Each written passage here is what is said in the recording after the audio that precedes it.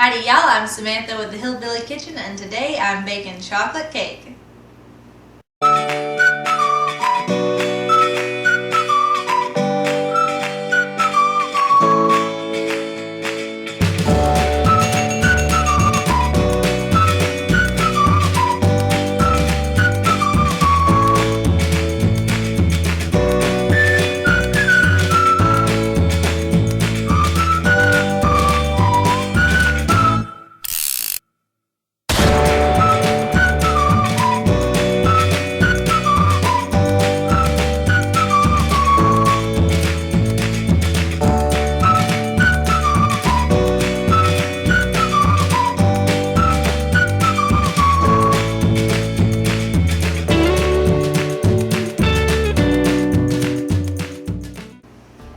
Okay, so I'm actually starting a cake series, and I'm starting it with my chocolate cake to give you a base to go off of.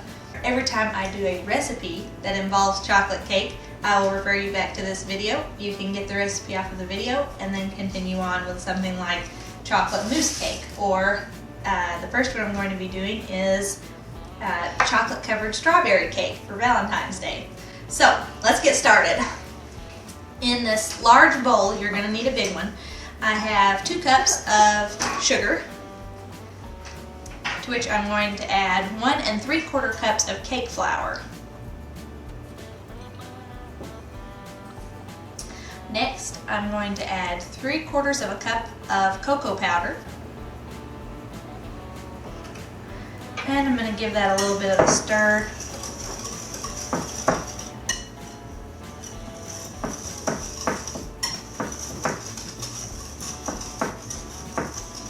This chocolate cake really is the best. It's the one that even your mother-in-law is going to brag on. So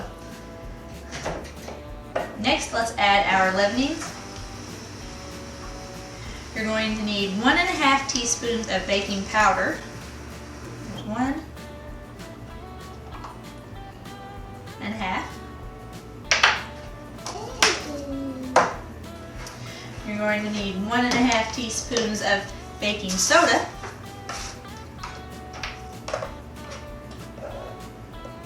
There's 1 1/2.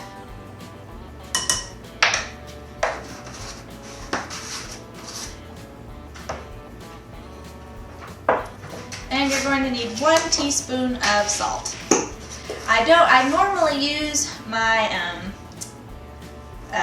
real salt that has tons of minerals and everything in it. The problem with using real salt in baked goods, especially cake, is sometimes you get a hold of a mineral, and somebody will be eating your chocolate cake and get a big mineral in their teeth and think that it's busted out. So I use just a regular sea salt in baking. Let's give those a little stir. At this point, what you have is chocolate cake mix that you can bag for later and come back and then add your wet ingredients, and you have a homemade chocolate cake mix. It's a little more convenient if you want to save it for another time. Okay, now let's start adding our wet ingredients. I've got 1/2 cup of oil here. I'm using grapeseed oil, but you really could use like a safflower if you wanted, or a sunflower. I think a sunflower has a little bit of a taste that I don't like, but you could also use canola or vegetable oil if that's what you have. I think that grapeseed oil is a healthier choice. And it has very little of its own flavor, so it doesn't mess with the cake tastes. I've got 1 cup of milk. I'm going to stir it. 2 eggs.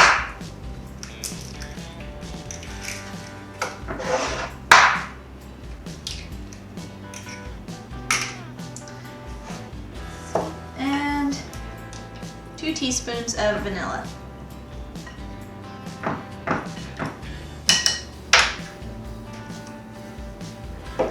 Let's stir that up. Go ahead, by the way, and get your oven going at 350 degrees. It's usually safe to say if you're baking a cake, you're going to bake it at 350 degrees. So if you get a recipe and you don't know what it's supposed to be baked at, it's safe to say it's 350. Okay, now take 3/4 of a cup of really, really hot water and add that. And it's going to make your cake mix runny. But I have done it with and without the hot water, and the difference is amazing at how fluffy and how light the cake comes out. It doesn't change the flavor at all. Most of the water will evaporate as you're baking. So you don't have to worry about it changing anything. Just add that, and it really cuts down on how dense the cake is. It makes it much lighter and fluffier. Okay, there we go, and you can see it is much runnier probably than most cake mixes that you are used to. That's okay, that's exactly what you want. Now, just to demonstrate the chocolate cake, I'm going to be making some mini bunts. To prepare the pan, I covered them in butter and then dusted them with flour.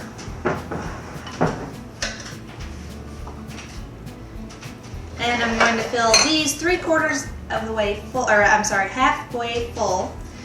Now this cake mix will do it all. It will do cupcakes, bundt cakes, sheet cakes.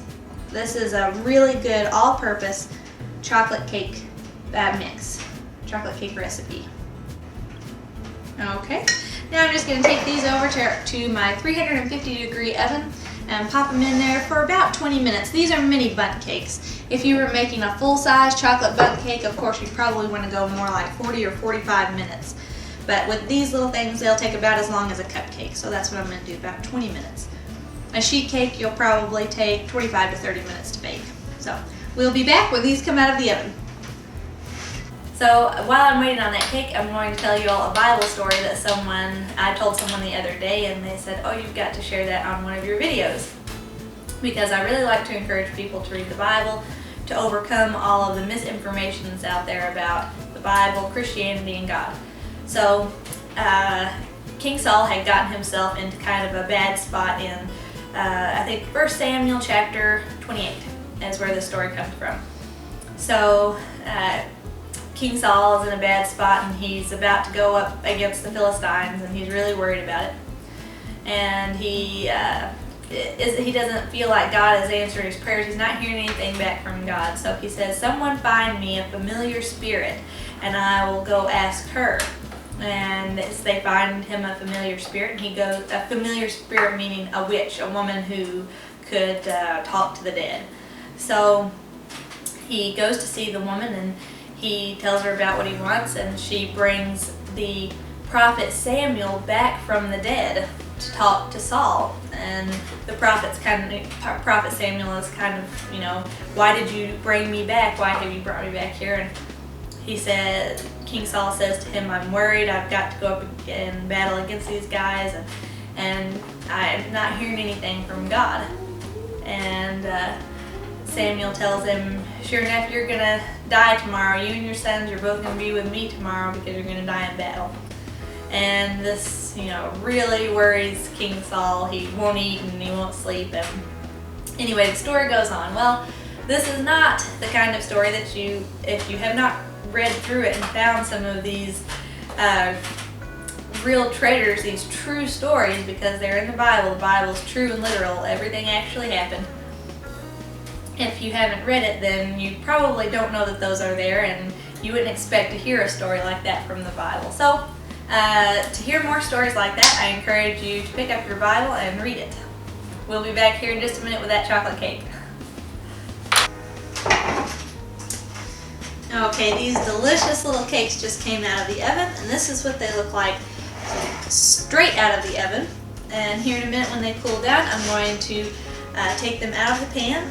You have to do it kind of gingerly kind of help them out with a little knife. And I'll take plenty of pictures to go with them.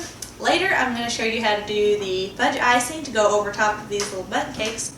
And continuing with the series, we're going to be doing chocolate covered strawberry cake for Valentine's Day.